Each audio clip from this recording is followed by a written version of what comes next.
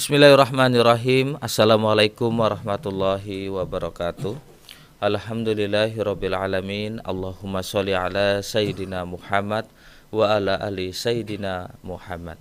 Ikhwan dan akhwat yang dirahmati Allah Subhanahu wa taala, bagaimana kabar Anda di siang hari ini? Senang sekali kami dapat kembali menjumpai Anda dalam program Kesehatan Islami edisi hari ini di hari Sabtu di tanggal 23 Desember 2023 yang juga bertepatan di tanggal 10 Jumadil Akhir 1445 Hijriah.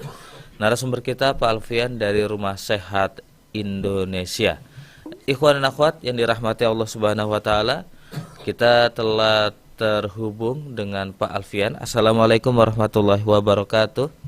Waalaikumsalam warahmatullahi wabarakatuh. Bagaimana kabar, sehat Pak Alfian?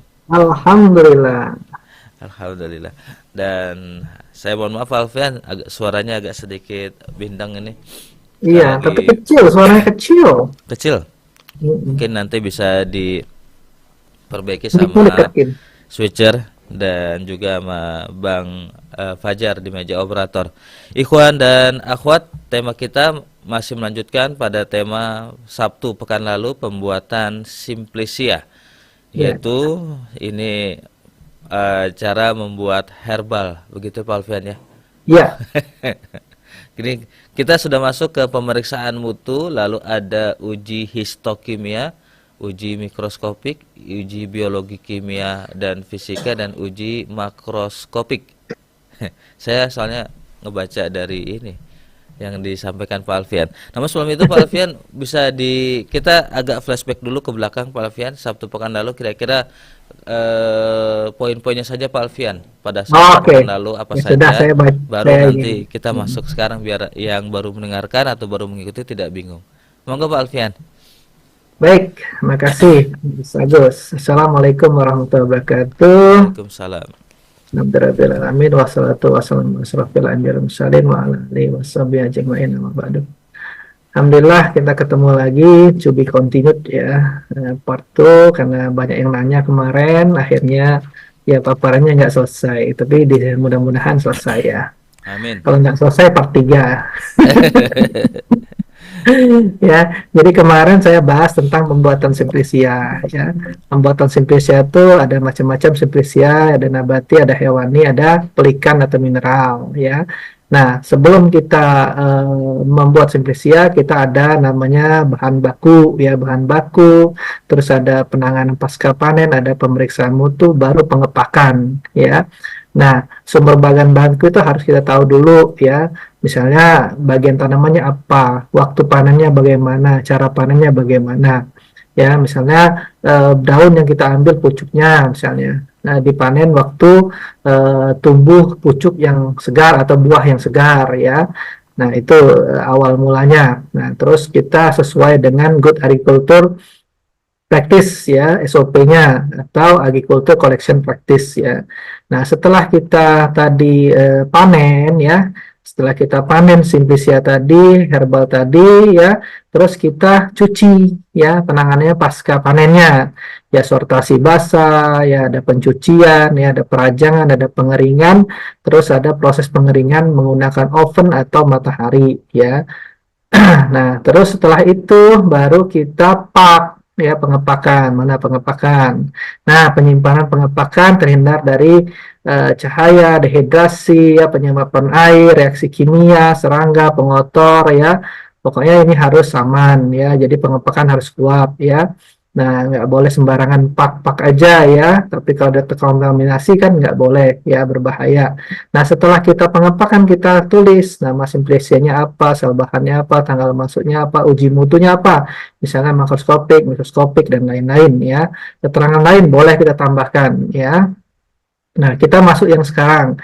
Nah, setelah tadi dari kita ambil si tanaman tadi, ya, kita tahu Simplicia yang mana, ya, bagian tanamannya, waktu panennya, terus proses dia pembersihannya, ya, sortasinya, terus pengeringannya, pengepakannya. Kita periksa mutunya setelah selesai pun masih kita periksa mutunya ya, biar lebih aman ya. Ada uji biologi, kimia, fisika, histokimia, mikroskopik, makroskopik, organoleptik yang seperti Mas Agus sampaikan tadi.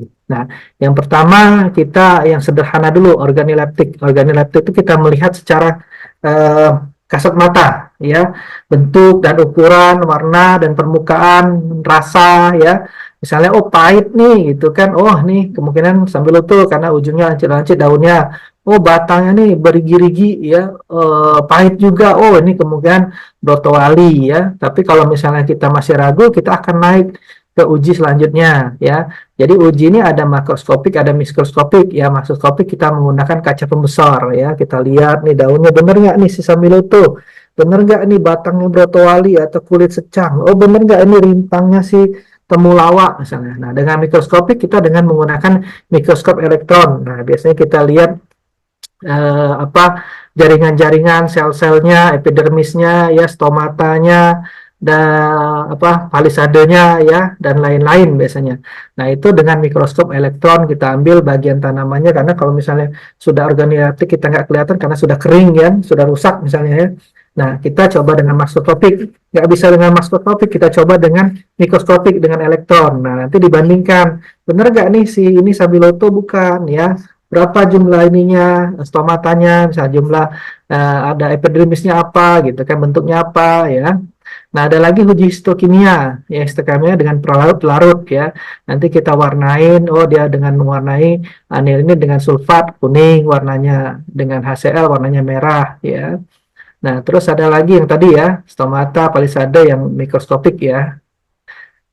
Nah, palisade ini adalah jumlah rata-rata sel palisade di bawah satuan epidermis, satu sel epidermis untuk memudahkan perhitungan dihitung jumlah sel palisade di bawah 4 sel epidermis ya. Yang tadi kita lihat mikroskop elektron. Nah, ada lagi biologi ya. Biologi ini biasanya pemeriksaan organisme hidup ya, misalnya bakteri ya, jamur ya, lactobacillus ya, dan lain-lain ya. Ada lagi kromatografi ya. Kromatografi ini banyak, ada macam-macam, ada kolum ya, ada paper, ada tin ya. Nah, itu kita teteskan bahan aktifnya ya.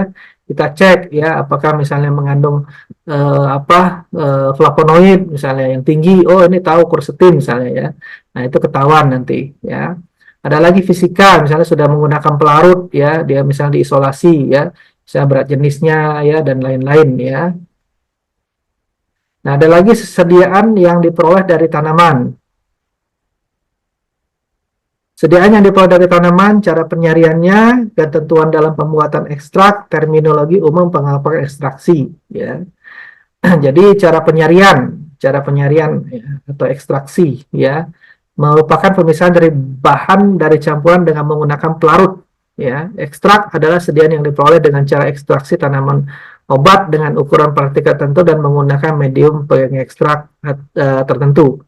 Ekstraksi dilakukan menurut berbagai cara ya, ada ekstraksi diproses pemisahan cairan dari residu tanaman ya, dapat diubah menjadi bentuk obat siap pakai seperti ekstrak cair dan tinktur atau bahan antara yang selanjutnya dapat diproses menjadi ekstrak kering. Jadi ekstrak itu bisa kita dengan maserasi ya, dengan pemanasan kita rebus ya, tinktung, decoction ya. Dengan waktunya berbeda-beda. Terus ada ekstrak itu setelah cair kita keringkan, bisa ya, ekstrak kering, bisa dengan soklet ya, maserasi, terus kita evaporator dengan pengeringannya ya, gitu. Nah, beberapa hal yang harus jelas dalam pembuatan ekstrak ya, jumlah spesies yang akan diekstraksi.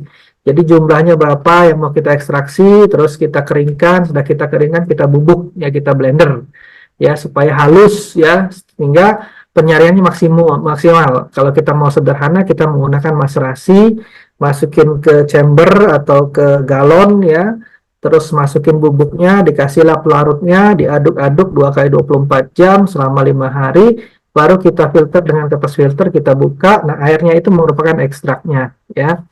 Jenis pelarut yang digunakan karena menyangkut keamanan dan keefisiensi penarikan zat berkhasiat. Nah, ada pelarut namanya polar, non-polar, semipolar ya. Yang mana kita mau tarik? Oh, semipolarnya, oh non-polarnya, polarnya ya, yang larut dengan air, yang tidak larut dengan air, yang dua-duanya ya. Suhu penyari untuk menentukan jumlah dan kecepatan penyarian. Nah, misalnya kita menggunakan pemanasan ya kayak tadi decoction ya, tinctur ya, apalagi ya, soklet ya. Nah, itu pemanasan kita bisa gunakan ya. Lama waktu penyarian penting ya. Contoh dalam dekok 30 menit ya, infus 15 menit ya, dekok lebih lama 90 derajat biasanya dia ya. Terus infus 15 menit ya, itu sesuai farmakope ya. Nah, proses ekstraksi umumnya harus terlindung dari cahaya matahari ya. Kalau kita sudah maserasi tadi kita diamkan, jangan sampai kena matahari langsung ya. Jadi ditaruh tempat yang aman ya, karena nanti berubah ya. Karena UV itu berubah ya. Apalagi mengandung antioksidan, dia rusak biasanya ya. Nah, ekstrak air ya, tinktur tadi, ekstrak cair, ekstrak encer, ekstrak kental, dan ekstrak kering ya. Ada ekstraknya, ada cair, encer, ada kental, ada kering ya. Nah, yang ini contohnya. Jadi tadi kita sudah cara dari awal, dari hulunya. Nah, ini sudah mulai ke tengah-tengah ya. Mulai kita ke ekstraksi. Tadi sudah pengepakan ya, sudah uji-uji-uji, terus nah dia sudah menjadi simplisia kering. Nah, baru dari kering kita ke ekstrak. Jadi simplisia, ekstrak. Jadi kita memang bertahap naik ke atas ya. Nah, ekstrak air menggunakan pelarut air sebagai cairan penyari. Hasil ekstraksi dapat digunakan langsung atau digunakan setelah waktu tertentu. Macam-macam ekstrak air, tadi decoction ya, 90 derajat, 95 derajat, 30 menit ya. Nanti kita rebus ya sampai dia benar-benar 30 menit ya, 90 derajat. Nah, kita diamkan. Nah, itu sudah terjadilah ekstrak ya. Terus kita gunakan panci Pyrex biasanya ya, panci stainless ya, jangan yang mengandung aluminium kuningan ya. Nah, itu nggak boleh ya. Nah, terus kita saring ya dengan kain penol misalnya ya. Ada lagi infusa ya, infusa tadi decoction 30 menit, infusa 15 menit, lebih rendah ya. Nah, biasanya simplisia nabati dengan air pada suhu 90 derajat sama suhunya ya. Terus menambahkan air ya 110 sampai 120 dan dididihkan selama menit, kemudian saring dengan kain bersih dan peras ya. Ada lagi godokan ya. Jadi mengodok langsung ya, mendidih ya, terus semasuk ampas-ampasnya ya. Nah, sering digunakan sebagai jamu. Misalnya kita godok beras kencur, misalnya jamu beras kencur, kunyit asam ya. Kita keplok aja, kita rebus ya, beras kencur. Misalnya berasnya kita sangrai dulu ya, sudah kita sangrai, kita bubukkan berasnya tadi, kita masukin semuanya bahan-bahan, kita rebus dulu ya.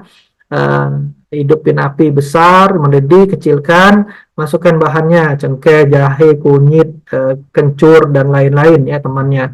Nah, setelah dia mendidih, sudah nyatu, nah kita matikan, masukin beras sebentar, kita saring ya, jadilah beras kencur ya.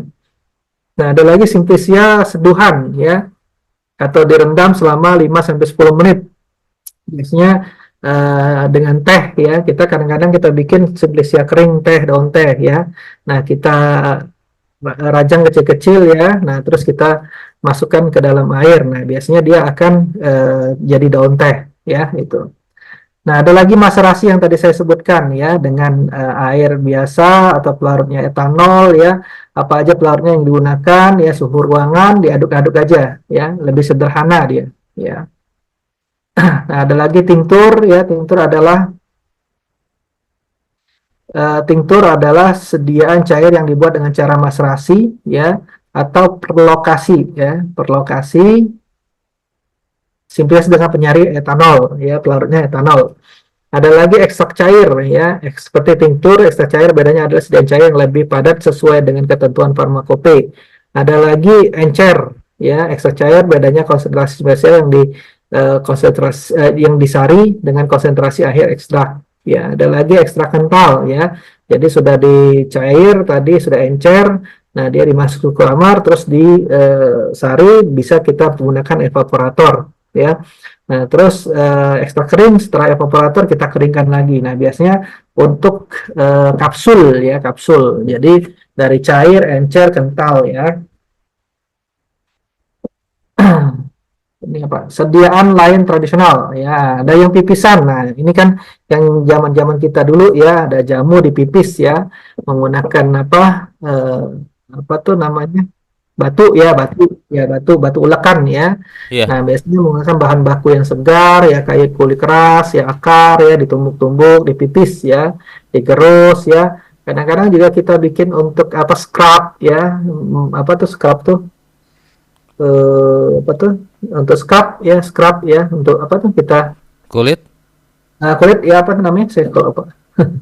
Di scrub ya, untuk bersihkan kulit ya. Heeh. Nah, ada lagi serbuk ya, serbuk tadi yang kita blender ya, dari apa, Simplicia kering ya, sudah kita kering kita blender ya. Menggunakan blender biasa juga boleh, atau menggunakan yang sudah ada meshnya ya.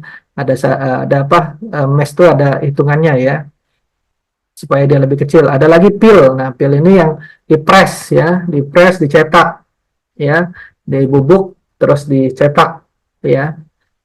Ada yang bulat-bulat, ada yang ini, ada lagi teh yang tadi ya dicelup ya. Jadi yang ekstra kering dimasukin kain teh sendiri, dicelupin ya. Nah, itu kita minum. Ada lagi sirup. Nah, sirup ini seperti teknik infusa tadi ya. Infusa direbus ya, terus dia sampai kental ya. Jadi sampai kayak sirup ya. Kayak misalnya kita bikin sirup kayu manis ya. Kayu manis itu kan manis, tapi dia agak sepet. Buat orang gula bagus. Nah, itu kita rebus ya sampai dia kental. Nah, itu bisa jadi sirup. Maksudnya untuk campuran kita minum kopi ya, minum teh bagi yang diabetes ya. Parem pilis yang tadi ya, di paremin, dipilis ya. Nah, ini yang untuk kulit tadi ya, untuk kita apa tuh namanya tadi? Dibalurin ya, dibalurin. Apa sih namanya, kok dari saya lupa. Itu Di dibalurin scrub. Apa tuh namanya kalau kita untuk bersihin kulit? Kok jadi lupa. Ini biasanya perempuan yang tahu nih. Ya, kalau apa, orang pengen nikahan ya kan, Hmm. dibalurin, dibersihin kulitnya ya kan. Nggak tahu sekarang masih nggak ya. Kalau dulu kan masih kita ya, di apa, sampai diratus ya kalau cewek ya, Iya. biar harum. Terus kalau cowok di ini, di scrub ini, di apa sih namanya, kok lupa saya ya, body scrubbing ya gitu. Oh ini, oh, oh habis. Cepet ya ngejarnya. Ini contoh ya, contoh saya buat tesis. Ini contoh aja misalnya. Ini contoh dari kita pembuatan Simplicia. Nah, saya bikin efektivitas sediaan gel fraksi etil asetat daun gaharu ya. Ini waktu tesis saya di UI ya. Dengan penyembuhan luka terbuka pada tikus Prague dule ya. Jadi daun gaharu ini ya sesuai dengan ambilannya di mana ya. Jadi sebelum kita uji, ini harus tahu dulu asal-uasalnya daun gaharu dapat dari mana ya. Harus ada sertifikatnya ya. Setelah daun gaharu itu didapatkan ya, baru kita keringkan ya, kayak seperti tadi yang diajarkan kan. Nggak boleh lebih dari 5% supaya nggak dia berjamur ya, supaya dia aman. Hmm. Nah, setelah kita keringkan, kita bubuk ya, kita blender ya. Waktu itu saya blender ya, saya bubuk ya, manual ya. Nah, setelah saya blender, saya bikin maserasi. Maserasi itu ekstrak cair ya, menggunakan pelarutnya etanol. Kalau salah apa etanol apa ya, saya lupa ya. Etil asetat apa etanol ya. Ini fraksi etil asetat etanol ya kalau nggak salah ya. Nah, setelah etanol 5 hari 2 kali 24 jam, terus difilter ya, ekstraknya itu jadi ekstrak cair. Nah, baru saya evaporator jadi ekstrak kental ya. Nah, setelah ekstrak kental itu saya fraksi ya dengan fraksi etil asetat. Jadi naik satu tingkat lagi ya. Jadi ada bejana ya, nanti dikasih fraksi etil asetat, nanti dia terpisah ya. Nah, yang terpisahnya itu yang diambil ya. Fraksi etil asetat ya, heksan ya, itu yang heksan non polar ya. Yang semi polarnya yang diambil ya. Nah, terus setelah itu saya bikin gel ya, eh, gel untuk karena saya luka terbuka ya, luka terbuka, jadi saya mau bikin gel ya, gel. Nah, gel itu kita bikin lah ya dari karbomer, dari apa, macam-macam campurannya, karbomer, etilen glikol ya. Nah, terus diaduk-aduk-aduk jadilah gel. Nah, setelah gel itu diuji dengan suhu ruangan, suhu dingin, suhu panas, dia stabil. Nah, baru kita masukkan ke dalam si ekstrak tadi, yang ekstrak tadi yang sudah kita kentalkan, kita masukkan. Terus kita uji lagi apakah homogen atau enggak. Dia ada tesnya untuk homogenitas ya. Nah, setelah sudah bagus ya, stabil, homogen, nah baru kita uji ke tikus ya. Tikusnya itu ada galur sendiri, bukan tikus-tikus kuat ya, beda ya. Iya beda Nah, Ustaz. Pak Alfian. tikusnya tikus galurnya ada. Nah, Eh, tikus itu eh, 5 kelompok ya. Ini saya lebihin waktu itu saya lebihin 666 kalau salah 36 apa 30 ya kalau salah. Nah, itu ada 5 kelompok ya. Kelompok pertama itu dilukain, didiemin aja. Kelompok kedua kontrol dengan pakai povidone iodin. Kelompok ketiga itu menggunakan gel placebo, gelnya doang, tidak ada bahan aktifnya. Kelompok ketiga, keempat, kelima itu ada persentase dari bahan aktifnya ya. 4% sama 16% ya. Nah, setelah kita lukain, kita kasih makan, situ tadi ada yang nggak dikasih apa-apa ya, didiemin, ada yang dikasih povidone iodin, ada yang dikasih gel doang, ada placebo ya, ada yang dikasih gel sama bahan aktif. Nah, nanti setelah selesai si tikus itu kita matikan ya, kita matikan, kita ambil kulitnya ya. Nah, kulitnya itu diblok parafin, dibikin parafin supaya bisa kita cek mikroskop elektron sel inflamasinya, sel fibroblastnya, sel epitelisasinya. Nah, pakai mikroskop elektron kita hitung ya. Nah, yang mana yang bagus ya, kita hitung sel-selnya itu yang mana yang bagus ya. Nah, ini didapatkan yang bagus itu 16 ya, 16% ya. Penyembuhannya lebih cepat, sel inflamasinya cepat turun ya, epitelisasinya cepat nyambung, fibroblasnya makin banyak, jadi makin cepat dia nyatu ya. Nah, panjang ya, panjang karena penelitian saya 6 bulan ini penelitiannya, panjang sekali ya. Tapi hasilnya alhamdulillah bagus ya. Oke, thank you. baik, itu itu sudah selesai Pak Alfian ya? Udah itu yang 2015 dulu itu. Iya, maksudnya untuk pembahasan Simplicia Oh, sudah udah, selesai ya? udah. Masih Tidak banyak, mau masih banyak. tidak ada Pak part selanjutnya ya. Nggak ada, pas berarti tadi. Saya cepetin biar 2 part aja, karena masih Baik. banyak. Ini ada komentar dari Pak Hanafi, lalu ada Ibu Khoti, katanya luluran Pak. Ya, luluran, ya kok jadi lupa tuh kan. Kalau ibu-ibu pasti ngerti kan. Saya tadi apa kok lupa, saya di ujung-ujung apa ya. Saya Luluran, ingatnya ya. saya ingatnya baluran, iya dibaluri kan gitu. Luluran. Kalau di ini kan tradisi kita kan. Sebelum nikah itu diratus, dilulur ya. Ya Mm-mm. pokoknya harum wangi semerbak ya. Ah, Itu. baik. Baiklah, ikhwan dan akhwat, kita jeda sejenak dulu Pak Alfian ya. Ya, Sembari menantikan beberapa pertanyaan yang mau akan masuk dan yang sudah masuk nanti kita akan sampaikan kepada Pak Alfian. Ikhwan dan akhwat, baik. tetaplah bersama kami masih di program Kesehatan Islami.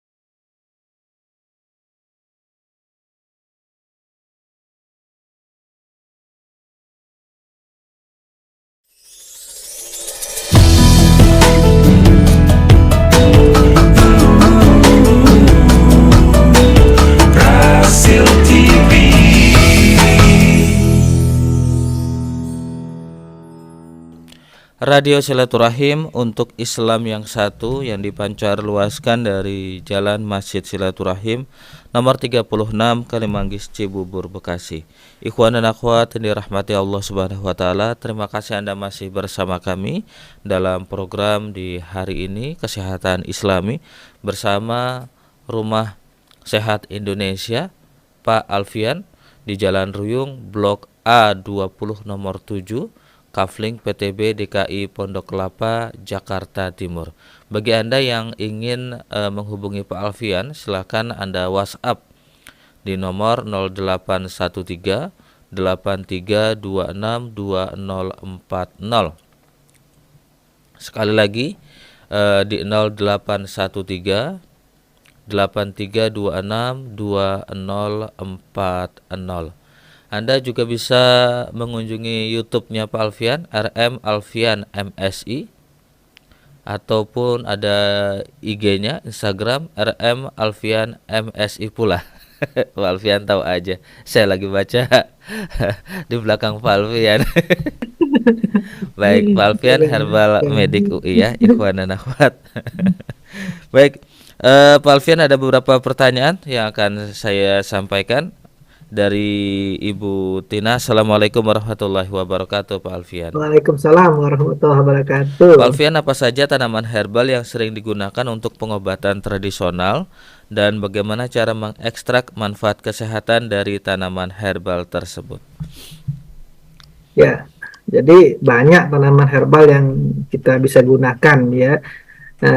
Di rumah pun bisa kita tanam ya, kayak sirih itu gampang nanamnya ya, sambiloto, sambung nyawa, apa lagi ya, som Jawa ya, kunyit, temulawak ya, itu brotowali ya yang gampang-gampang, handelem ya, handelem itu daun ungu ya. Dulu saya banyak banget karena renovasi banyak yang kena semen mati, nanti mudah-mudahan akan saya bikin lagi ya. Terus apa lagi ya, daun kari ya, itu bisa semua. Nah, tergantung keluhan kita. Misalnya keluhan kita untuk lambung, mah bisa kita gunakan temulawak sama kunyit ya. Nah, kalau mau ekstrak mungkin agak susah, kita rebus saja dengan ekstrak cair tadi ya, dengan tinktur tadi. Misalnya 1 liter jadi 600 ml, minum 3 kali 200 ya. Misalnya untuk infeksi ya, infeksi bisa kita gunakan sambiloto ya.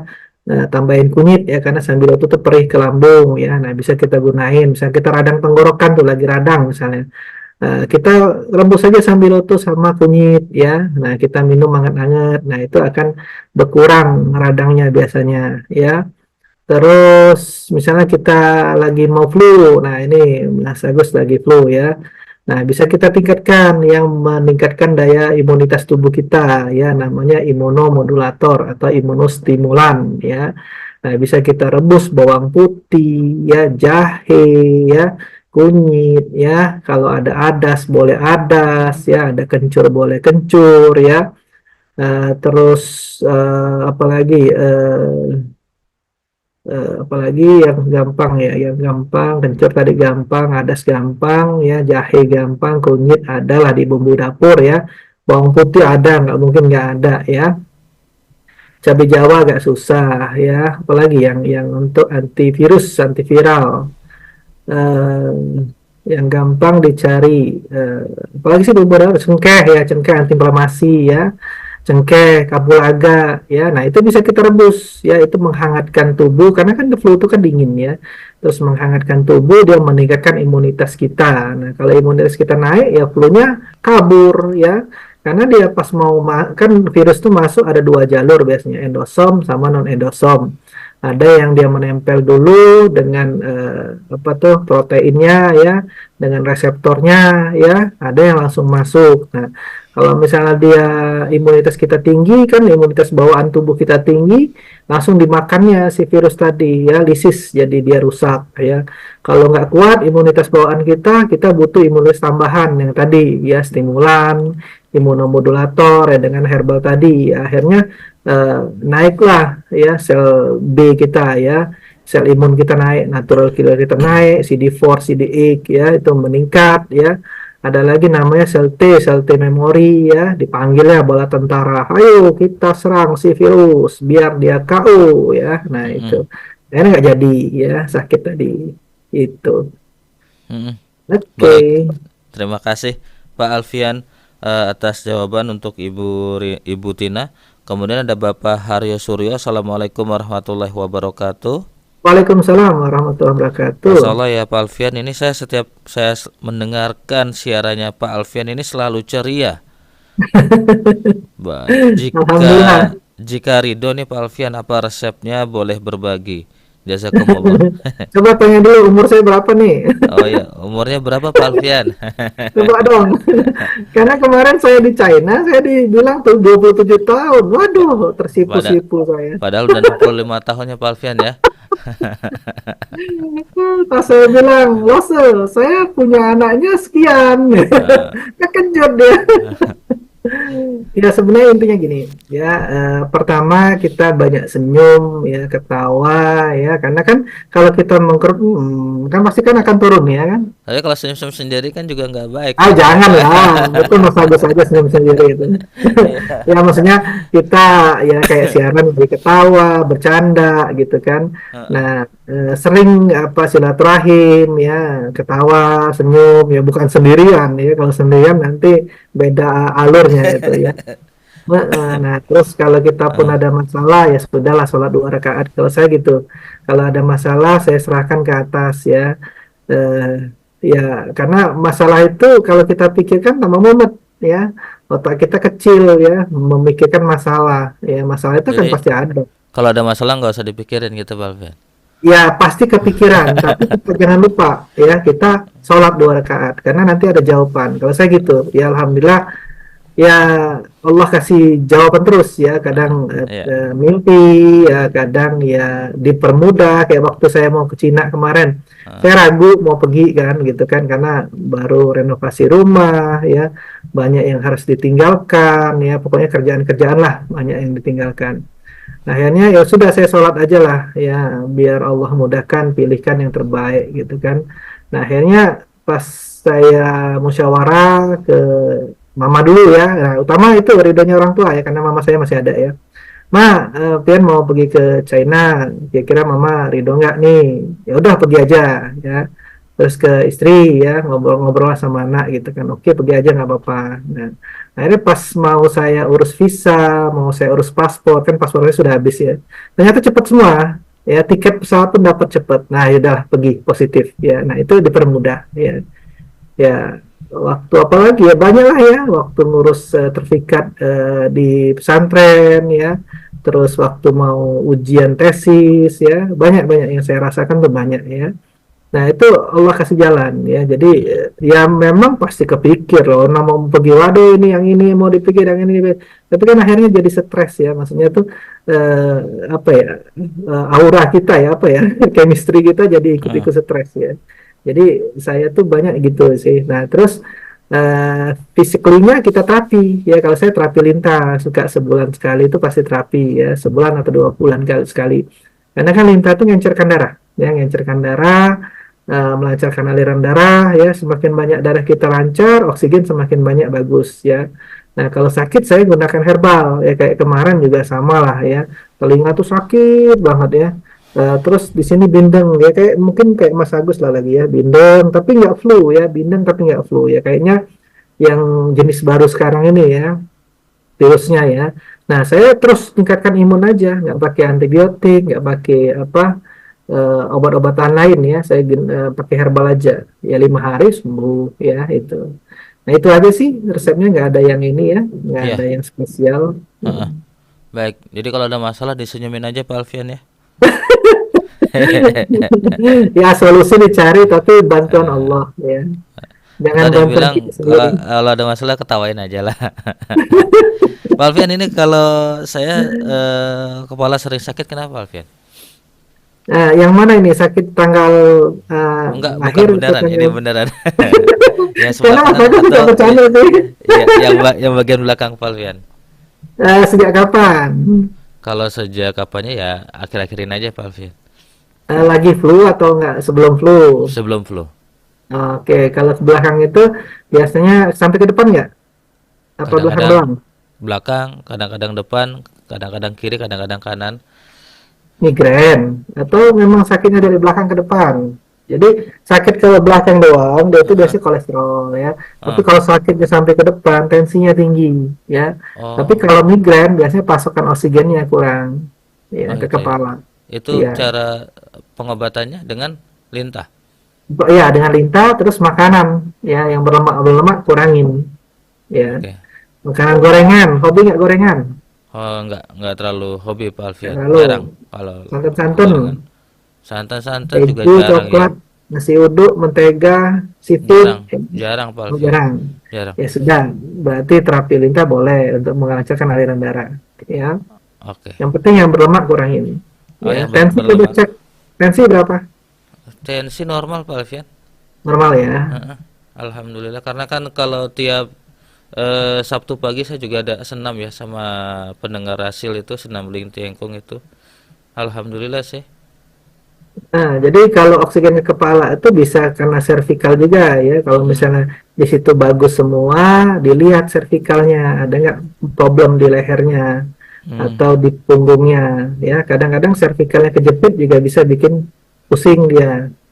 Ya selain THT ya, THT itu Heeh, mata, sinus ya, sinus tuh telinga ya, bisa juga bikin pusing ya. Nah heeh. selain itu, terus kalau di anamnesa kita, oh bagus semua kolesterol segala macam bagus, nah kita lihat cek posturnya.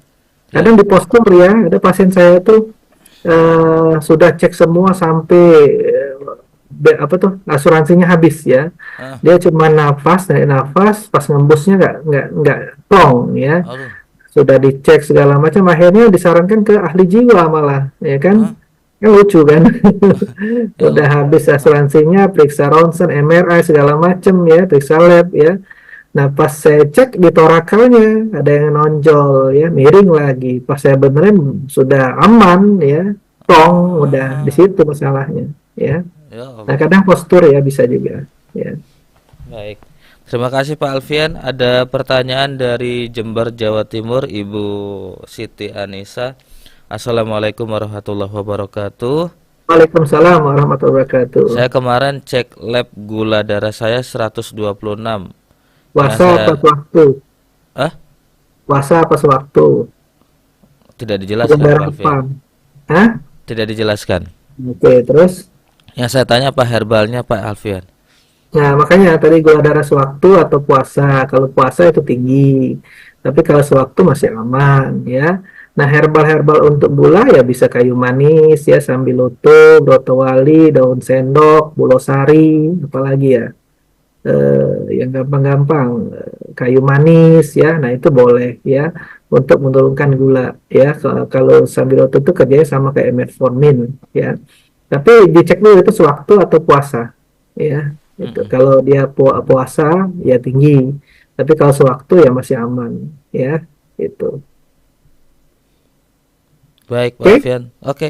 Terima kasih. Kemudian pertanyaan dari hamba Allah. Assalamualaikum warahmatullahi wabarakatuh di Sukabumi Pak Alfian. Waalaikumsalam warahmatullahi wabarakatuh. Pertanyaannya ini. Apakah ada kontradiksi antara pengobatan herbal dan pengobatan konvensional yang perlu diperhatikan? Dan bagaimana penanganan kontradiksi antara resep dokter dan penggunaan tanaman herbal? Oh iya, kita kan pernah kita siaran waktu itu kan interaksi herbal dengan herbal, interaksi herbal dengan drug, ya, interaksi herbal dengan makanan, dengan food, ya, pernah kita jabarkan. Jadi herbal itu ada yang interaksi dengan konvensional, ya, jadi berarti ini interaksi herbal dengan drugs, ya, dengan obat, ya. Nah, misalnya kita makan bawang putih, ya, orang makan dengan warfarin, warfarin itu pengencer darah lah, ya, misalnya clopidogrel, ya, aspilet, ya, mini aspi dan segala macamnya, ya, yang menyebabkan dia encer. Nah, kita makan lagi bawang putih, tambah encer kan, terjadilah pendarahan, ya, itu nggak boleh, ya, misalnya apalagi jahe juga, ya, yang encerkan darah, ya, terus apalagi lidah buaya, ya.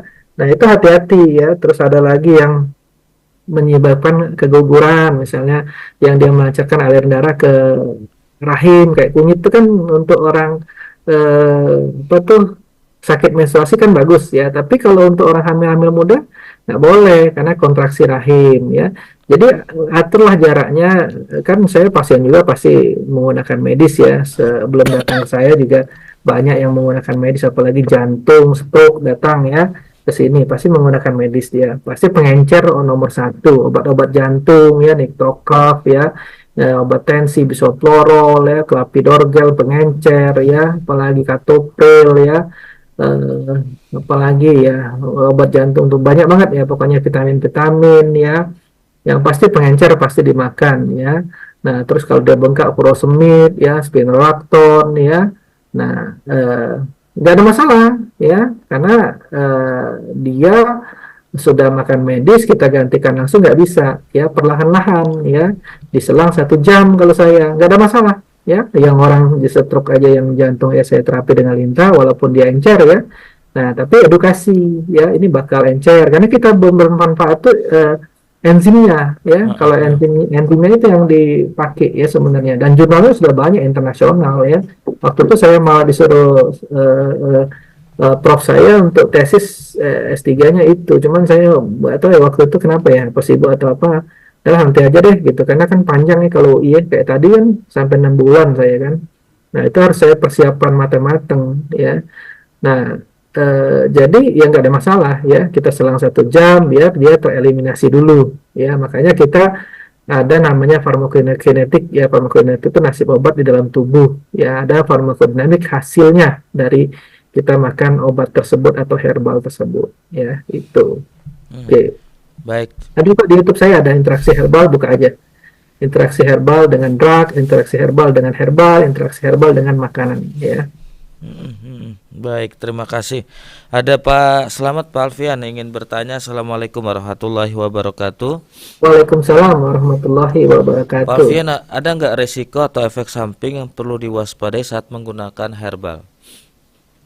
Iya, ada ya kalau yang ekstrak ya. Kalau yang cair masih yang simplicia yang kita rebusan sendiri itu masih aman ya. Tapi kalau yang ekstrak kering ya, nah itu ada dosis tertentu ya, orang tua, anak kecil ya, terus remaja itu berbeda dosisnya ya. Nah, kalau misalnya ya, tapi disesuaikan juga dengan keluhan dia. Misalnya dia nih kayak kemarin tuh ada pasien saya, ibu-ibu ya, ibu-ibu dia tuh hematom ya di pahanya tuh hematom ya. Coba saya share ya. Nah, masih ada saya simpan ya. Maaf ya saya share. Misalnya kayak gini lah ya. Contoh aja nih contoh ya. Nah, contoh pasien hematom ya, HB-nya rendah, terus darahnya encer ya. Nah ini ya, ini kan lebam. Kenapa nggak Mas Agus? Iya, aduh, kenapa itu Pak Ini Alfian? lebam ya. Nah, terus dia ini ya, ini pendengar hasil juga mungkin dengar kita lagi ya. Nah, ini lebam, bengkak ya, biru-biru ya. Nah, setelah dia diterapi seminggu udah bagus nih ya, lebam-lebamnya sudah berkurang. Nah, ini nggak bisa kita lakukan terapi lintah walaupun dia bisa menghilangkan lebam lintah, tapi kan dia kencer darahnya ya. Nah, ternyata saya tanya, ibu makan pengencer darah nggak? Enggak, katanya kan. Nah, saya tanya lagi, apa yang ibu makan sehari-hari? Habatus soda, kata dia. Nah, itu ibu ketemu penyebabnya. Habatus soda itu mengencerkan darah kalau dosisnya terlalu tinggi. Kalau misalnya dosisnya rendah, nggak ada masalah. Nah, terus kita makan herbal itu buat apa? Ya, kalau untuk jaga-jaga nggak usah tinggi-tinggi. Ya, kalau saya nggak pernah untuk jaga-jaga. Maksudnya, ya kalau mau sakit baru saya makan herbal tuh. Ya, nggak perlu harus jaga-jaga ya. Ya kalau memang mau flu, mau gatal-gatal hidung udah ya baru herbal saya hantam. Kalau sehari-hari enggak sih saya ya. Karena dari makanan udah cukup ya, asupan makanan udah cukup ya, kecuali kita defisiensi ya, terlalu rendah. Nah, saya kasih herbal karena kan pertama dia agak pucat karena ada sampai bibirnya juga. Ya bibirnya hitam-hitam karena pecah pembuluh darahnya ya. Oh, Ya saya kasih herbal ya, terus apa? Enggak saya terapi lintah ya karena dia HB-nya juga rendah, kelihatan pucat ya karena pendarahan ya, terus hematom di bawah kulit ya. Nah akhirnya absorpsi kan cepat itu ya. Nah ada yang perlu kita terapi, ada yang nggak perlu, makanya diagnosa itu yang tepat paling penting ya. Diagnosa menentukan keberhasilan terapi ya, diagnosa. Jadi nggak semua orang tuh nggak harus terapi lintah, semua orang tuh nggak harus diakupuntur, nggak dibenerin ya. nggak herbal juga. Nah, ada yang kombinasi, yang perlu kita herbal, perlu lintah, ada yang perlu juga benerin ya. Tergantung keluhannya, ya, tergantung keluhannya kita konsultasi ya. Nah, nanti ketemu titik temunya itu ketemu, clue-nya itu ketemu, ya itu. Oke, Mm. nah, kemarin juga ada pasien saya, pendengar asli ya, dia CABG mau bypass bypass jantung ya, umur 71 ya Pak, itu ya. Pak A lah ya, Pak A namanya ya. Nah, 771 kalau nggak salah. Nah, umur udah umur ya. Nah, CABG. Nah, karena dia sudah pasang stand 2, terus sumbatannya itu ada 4 ya. Sebelah kanan itu ada 3, 70 sampai 80%, yang sebelah kiri itu sebelah kanan tuh full total oklusi ya. Iya. Sebelah kiri itu 3 ya, left main, descending yang ke bawah sama circumflexnya ya, 70 sampai 80%. Yang kanan total oklusi ya. Jadi tersumbat full. Nah, itu harus di bypass ya. Nah, bypass itu kan kalau dia menghalangi mau pasang bypass tadi ya, mau pembuluh darah di bypass tadi, nah itu akan dipotong interkostalnya itu, tulang tulang apa toraknya itu, tulang rusuknya itu akan dipotong kan. Nah, itu penyembuhannya akan lama ya. Nah, terus kalau pembuluh darah kakinya juga banyak plak ya, arteriosklerosis sama juga, karena dulu pernah ada pasien saya di kaki dia ada plak juga ya, 4 titik malah di bypass itu ya. Akhirnya 2 bulan nyesek lagi juga. Nah, kemarin alhamdulillah dari 3 bapak udah, kalau bapak nggak mau periksa lab lagi, kateter atau MICT, dengan echo cukup, karena echo bapak itu kan sudah kelihatan tuh 40%, saya bilang kan. Nah, terus kita klinisnya Pak, yang penting klinisnya, karena kan kalau orang jantung itu kan napasnya susah, sakit di dada. Nah, dia juga ada penyumbatan di aorta abdominalis ya, yang ke ingualis yang ke bawah ya. Jadi dia pernah serangan waktu pindah gerbong kereta ya. Nah, itu kemarin cuman datang sini jalan 30 meter ya. Nah, terus naik jadi 200 meter ya. Naik lagi jadi 300 meter dia sudah bisa jalan. Sampai sudah bisa naik tangga ya. Nah, kemarin bawa mobil sudah bisa. Nah, itu kan membuktikan bahwa sumbatannya sudah terbuka karena dia oksigennya semakin banyak kan. Nah, si Lita juga bisa bikin angiogenesis pembuluh darah baru, dan jurnalnya banyak ya untuk kardiovaskuler ya. Karena dia bisa menghambat tromboksan plasmin ya. Nah, herbal dari dalam ya, karena herbal itu untuk antioksidannya, untuk menurunkan LDL-nya, atherosclerosisnya ya. Nah, akan terbuka akhirnya. Nah, kenapa dia bisa jalan jauh, jadi 300 meter, bisa naik tangga, bisa nyupir. Kalau dia masih nyumbat, nggak mungkin dia bisa ya, pasti dia serangan ya. Nah, bangun pagi dia udah nggak sakit lagi yang di abdomen, di perutnya, di abdomennya ya, udah nggak sakit lagi. Awalnya sakit ya bangun. Nah, itu gejala klinis ya. Tapi kalau mau dia periksa kateter ya boleh ya, cuman ya memang kan kateter tuh masuk selang ya kan, diteropong lagi ya, panjang juga ya prosedurnya ya. Itu ya salah satu contoh misalnya ya. Oke, panjang jadinya. Baik, terima kasih Pak Alfian. Tidak apa-apa. Ya, Jadi memang harus memang detail Pak Alfian ya dalam ya, ya, menjawab itu beberapa pertanyaan yang memang. diagnosa itu paling penting ya. Iya, betul Pak Alfian. Ikhwan dan akhwat, masih bersama kami dalam program Kesehatan Islami. Ada Pak Alfian dari Rumah Sehat Indonesia yang beralamat di Jalan Ruyung Blok A20 nomor 7, Kafling PTB DKI Pondok Kelapa. Jadi mudah saja bagi Anda yang ingin ke tempat beliau Rumah Sehat Indonesia ini, searching saja di Google Maps, insya Allah langsung terbuka. Pak Alfian ini beliau dari Herbal Medic UI, dan bagi Anda yang ingin menghubungi beliau silahkan di nomor WhatsApp 0813 8326 2040, 0813 8326 2040. YouTube-nya di RM Alfian MSI atau IG-nya RM Alfian MSI. Baik, bagi Anda yang ingin bertanya silahkan di 081119999720, atau bisa juga melalui nomor WhatsApp kami di nomor tersebut 081119999720. Ada Pak Alfian yang ingin mohon maaf Pak Alfian, ada Umi Fatimah. Usianya kurang lebih 56 tahun, memiliki riwayat DM. Ada yang menyarankan pengobatan dengan metode propolis, dan untuk saat ini obat yang digunakan yaitu insulin. Pertanyaannya, bagaimana pengobatan dengan metode propolis itu? Apakah tidak ada efek samping? Terutama pada kedua mata saya sudah tidak bisa melihat lagi akibat dari DM. Bolehkah obat tersebut diteteskan ke mata dan berbahaya atau tidak, Pak Alfian? Terima kasih. Ya, DM ini apa, Pak Alfian? diabetes. Oh, baik ya. Diabetes mellitus Oh, ya. diabetes. Silakan, DM Pak. saya dong, DM saya dong, bukan itu. Oh, itu direct message Pak Alfian. Bukan DM itu ya. Bukan direct message ya. Jadi gini, diabetes itu ada tipenya, ada tipe 1, tipe 2, tipe 3. Ya, tipe 1 tuh sel beta pankreasnya sudah rusak ya. Sel beta pulau langgangannya sudah rusak ya. Pabriknya sudah rusak deh, ibaratkan pabrik deh ya. Tipe 2 itu pabriknya masih ada ya, tapi jumlah produksinya sedikit ya. Tipe 3 itu biasanya ibu-ibu hamil, nanti sudah hamil selesai dia turun ya. Nah, kalau memang dia sudah rusak, pabriknya nggak ada, Mas Agus nih butuh bikin baju, ya, tapi pabriknya rusak. Nah, Mas Agus berarti kan butuh bantuan orang lain kan? Iya, Ya nggak? iya, Nah, berarti tipe 1, ya, harus bantuan dari luar, yaitu insulin, ya, karena dia tidak bisa memproduksi lagi, butuhlah dari luar. Nah, yang bisa diobati dengan herbal ataupun obat medis adalah tipe 2. Mas Agus punya pabrik nih, cuma iya, produksinya kurang, ya kan? Berarti kan Mas Agus tinggal jumlah produksinya aja kan? Pabriknya kan masih ada, ditingkatkan.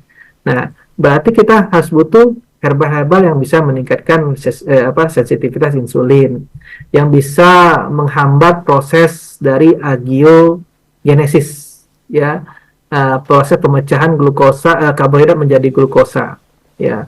Terus penyerapannya dihambat ya supaya dia tidak terjadi gula penumpukan di pembuluh darah. Nah, itu bisa menggunakan herbal ya. Nah, makanya kasus ibu ini saya juga belum tahu karena dia sudah menggunakan insulin, kemungkinan tipe 1 ya, kemungkinan ya.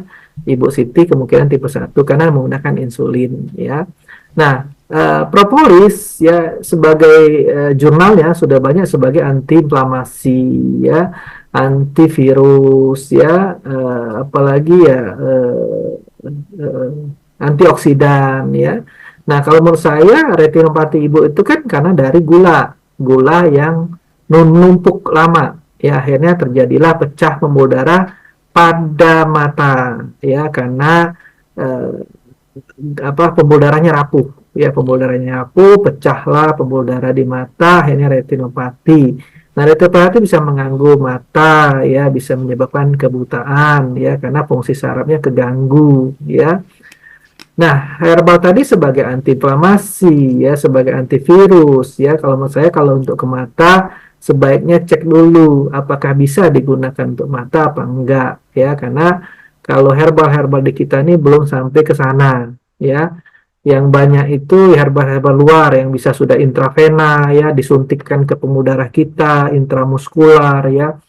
Di Cina tuh udah bisa ditetes ya, kalau di kita belum ada ya, tapi saya belum tahu itu propolis yang mana ya.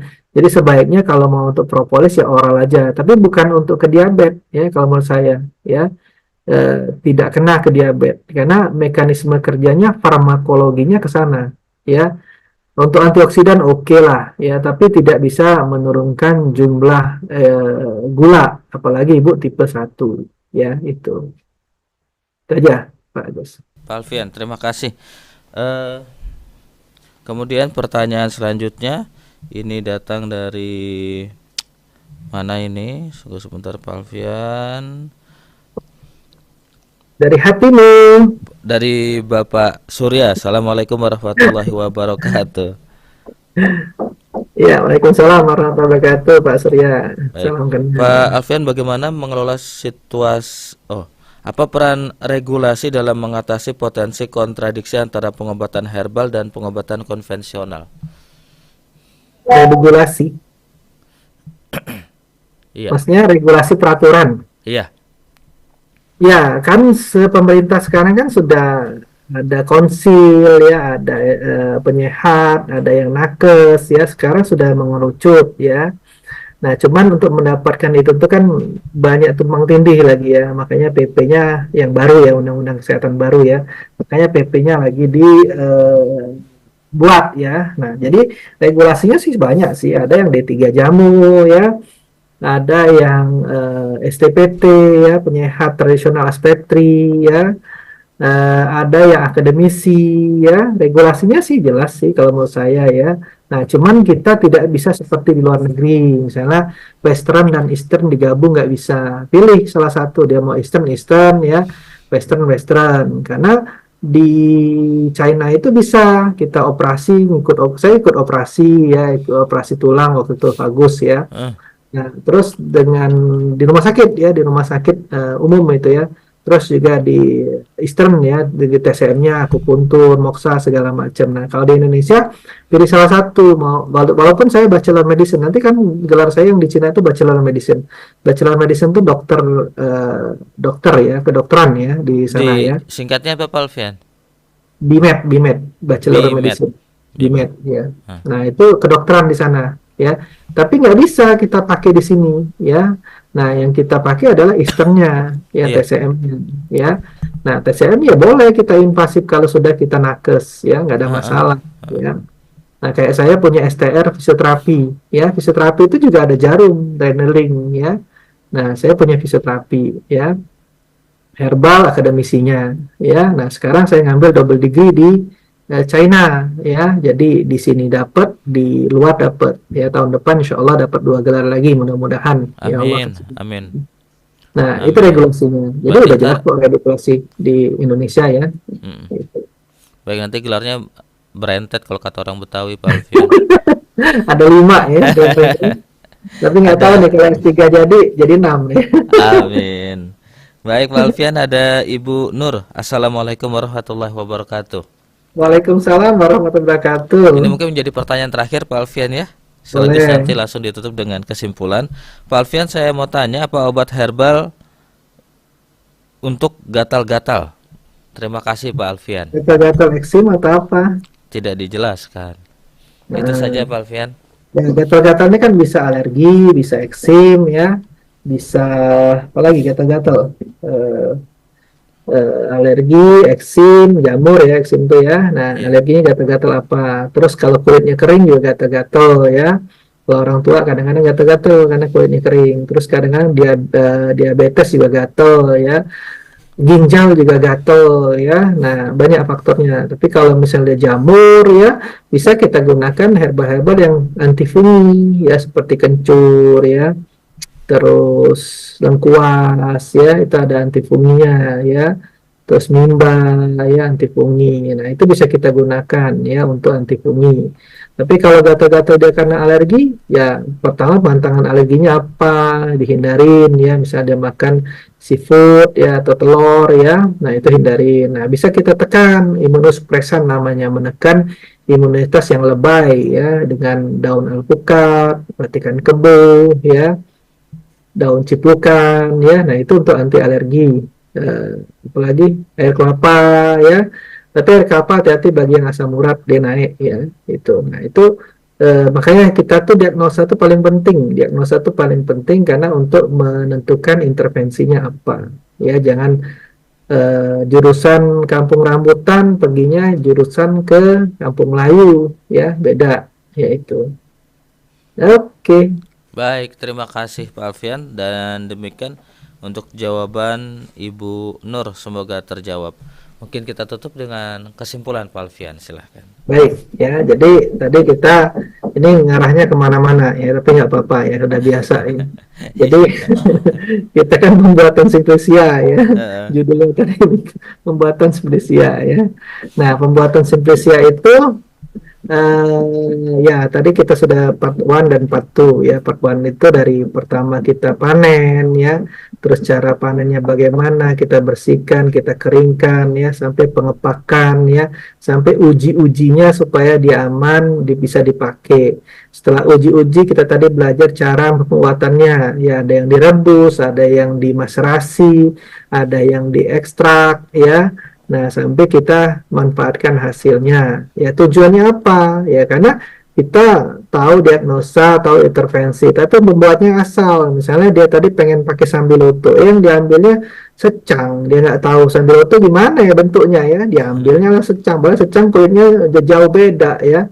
Atau dia yang mirip-mirip, misalnya daun sambil itu dengan daun kari, kan mirip-mirip, dia ujungnya lancip tapi baunya beda ya, dia pakai ya untuk diabetes, tahu-tahu bikin untuk kari ya. Daun kari kan buat kari ya. Iya. Misalnya apalagi yang sama tapak liman sama tempuyung hampir mirip-mirip ya, yang satunya untuk antibiotik, yang satunya untuk melancarkan kencing, untuk menurunkan asam urat, salah salah ambil ya kan. Nah, itulah fungsi kita tadi belajar dasarnya ya, dasarnya morfologi tanaman, bentuk tanaman, ya, organ leptiknya ya, kita lihat dengan kasat mata, kita rasa, kita cium, kita lihat ya.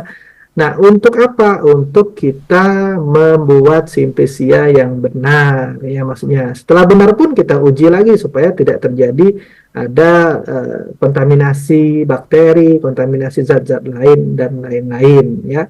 Nah, baru kita gunakan herbal tadi untuk pengobatan. Nah, makanya kita pengobatan tuh harus belajar pertama para pembuatannya. Setelah pembuatannya kita belajar mekanisme kerja si herbal tadi ya, supaya kita paham, oh ini ke sini, oh ini ke sini, oh ini ke sini ya. Nah, terus kita belajar patofisiologi ya, biokimianya, pathway-nya ya, pathway patofisiologi. Oh, ini untuk santin oksidase, menghambat santin oksidase sehingga tidak terjadi asam urat ya, santin oksidase, santin ya, terus santin oksidase, purin, pirimidin ya.